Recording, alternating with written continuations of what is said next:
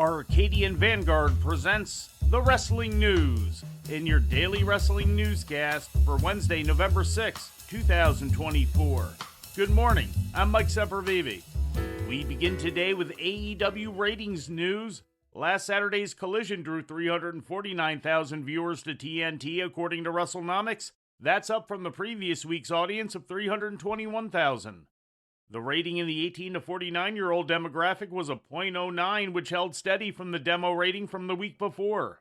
And finally, in Lucha Libre news, El Hijo del Vikingo has been pulled from AAA's Guerra de Titanes on Sunday, with Pagano taking his place as the opponent for Mega Champion Alberto El Patron, according to an official announcement yesterday.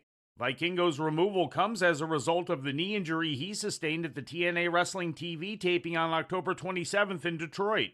Pagano was originally scheduled to be part of a tag team match with Mecha Wolf and Vampiro against Abismo Negro, Psychosis, and Taurus.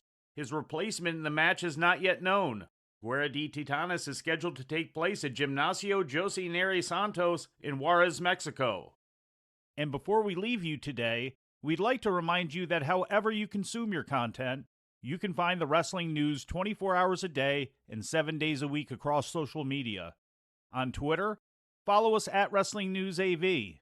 Our Facebook page is also Wrestling News AV. The Wrestling News can also be found on the Arcadian Vanguard YouTube page. And for those who utilize Amazon Echo devices, just tell Alexa to play the Wrestling News podcast. And remember to make sure you add podcast at the end. Once again, for daily updates, breaking news, and more, follow the Wrestling News across social media. And that's the news for today. If anything happens, we will be here to tell you about it. No clickbait, no paywall, just the Wrestling News.